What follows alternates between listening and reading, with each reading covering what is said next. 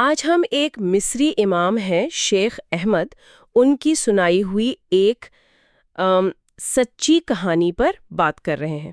ہے تو بہت غیر معمولی، لیکن اس میں غور کرنے کے لیے بہت کچھ ہے۔ جی بالکل، ایک ایسے شخص کا قصہ جس کی موت اور موت کے بعد جو ہوا وہ سننے والوں کو بلکہ ہم سب کو زندگی اور ہمارے اعمال کے بارے میں گہرائی سے سوچنے پر مجبور کرتا ہے۔ تو مقصد صرف واقعہ سنانا نہیں، بلکہ اس سے جڑا جو سبق ہے نا، اس کو سمجھنا ہے۔ بالکل، تو شیخ احمد کا ایک طریقہ کار ہے، وہ نوجوانوں کو تربیت دینے کے لیے انہیں مردوں کو غسل دینے کے عمل میں شامل کرتے ہیں۔ اچھا، یعنی عملی تربیت؟ جی، عملی تربیت، تاکہ وہ زندگی کی حقیقت کو قریب سے دیکھ سکیں۔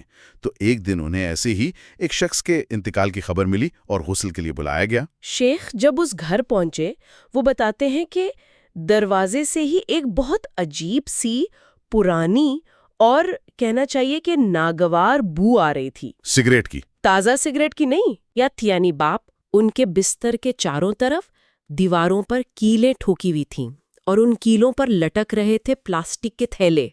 تھیلے؟ ہاں، تھیلے، اور وہ بھرے ہوئے تھے سگریٹ کے خالی پیکٹوں سے، راکھ سے، سگریٹ کے بچے ہوئے ٹکڑوں سے، لبالب۔ اللہ اکبر! یعنی صرف بستر کے پاس؟ نہیں، بستر کے پاس بھی، اور کمرے کی دوسری دیواروں پر بھی، ہر طرف بس یہی منظر تھا۔ یہ تو خود ایک کہانی ہے، یعنی وہ منظر ہی بتا رہا ہے کہ وہ شخص کس حال میں جی رہا تھا۔ بالکل۔ بیٹے نے پھر بتایا بھی، پوچھا تو کہنے لگا کہ یہ والد صاحب کا معمول تھا، دن رات بس سگریٹ پیتے تھے، ایک ختم ہوتی تھی تو دوسری سلگا لیتے تھے۔ یعنی کوئی وقفہ نہیں؟ کوئی وقفہ نہیں، اور کوئی کچھ کہتا تھا، کوئی نصیحت کرتا تھا تو سخت ناراض ہوتے تھے، سننا ہی نہیں چاہتے تھے۔ عادت اتنی پختہ ہو چکی تھی کہ اصلاح کی کوئی گنجائش ہی نہیں چھوڑی تھی۔ یہ اپنے آپ میں بڑا عبرتناک پہلو ہے۔ اب اصل بات پر آتے ہیں، غسل کے وقت کیا ہوا؟ شیخ کہتے ہیں کہ جب انہوں نے میت کو دیکھا، شروع میں جسم، چہرہ سب سفید تھا، عام رنگت تھی۔ صحیح۔ لیکن جیسے ہی انہوں نے غسل دینا شروع کیا اور پانی چہرے پر ڈالا تو کیا ہوا؟ تو چہرے کا رنگ بدلنے لگا، گہرا ہونے لگا۔ گہرا مطلب؟ کالا ہونے لگا، اور جتنا پانی ڈالتے وہ کہتے ہیں رنگ اتنا ہی کالا ہوتا جاتا، یہاں تک کہ ان کے الفاظ ہیں کہ چہرہ بالکل کوئلے جیسا سیاہ ہو گیا۔ سبحان اللہ، یہ تو بہت عجیب بات ہے۔ شیخ احمد جو یہ کام برسوں سے کر رہے ہیں، وہ کہتے ہیں میں نے کتابوں میں تو پڑھا تھا ایسی تبدیلیوں کے بارے میں، لیکن اپنی آنکھوں سے کبھی نہیں دیکھا تھا۔ وہ خود اندر تک ہل گئے، بہت زیادہ حیرت اور ایک طرح کا خوف طاری ہو گیا ان پر۔ یقیناً ایسا منظر دیکھ کر تو کوئی بھی ہل جائے۔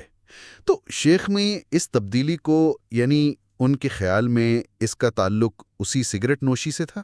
جی، ان کی اپنی جو سمجھ تھی یا جو انہوں نے نتیجہ اخذ کیا وہ یہی تھا کہ یہ اس شخص کی زندگی بھر کی جو شدید عادت تھی، یہ اسی کا اثر تھا۔ یہ ایک غیر معمولی واقعہ تھا ان کے لیے بھی۔ اور اسی واقعے نے انہیں وہ مشہور قول یاد دلایا۔ ہاں، وہی قول کہ انسان جس حال میں جوان ہوتا ہے اسی پر بوڑھا ہوتا ہے، اور جس چیز پر مرتا ہے اسی پر قیامت کے دن اٹھایا جائے گا۔ جی، یہ قول اس کہانی کے ساتھ مل کر ایک بہت معنی خیز ہو جاتا ہے۔ اس کا مطلب کیا سمجھے ہم؟ یعنی ہماری عادتیں اتنی اہم ہیں؟ دیکھیں، بظاہر تو یہی لگتا ہے۔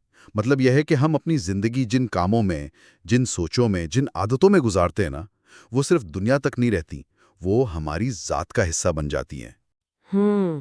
اتنی گہری ہو جاتی ہیں کہ وہ ہمارے آخری لمحات پر بھی اثر ڈال سکتی ہیں، اور اس قول کے مطابق شاید آخرت میں بھی ہمارا تعارف وہی عادتیں بنے۔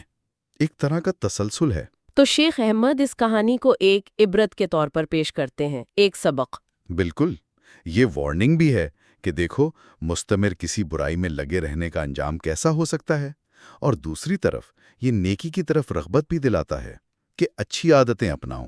تو اس واقعے کا جو مرکزی نقطہ ہے وہ شاید یہی ہے کہ انسان اکثر اسی حال میں جاتا ہے دنیا سے جس حال میں وہ جیتا ہے۔ جی ہاں، اور یہ بات ہم سب کے لیے ہے۔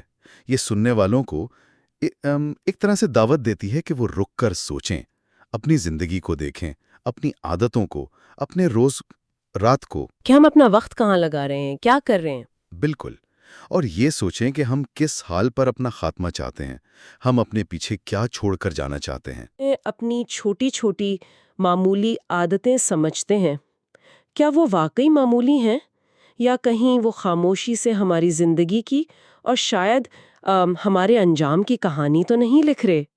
اس پر ضرور غور کرنا چاہیے۔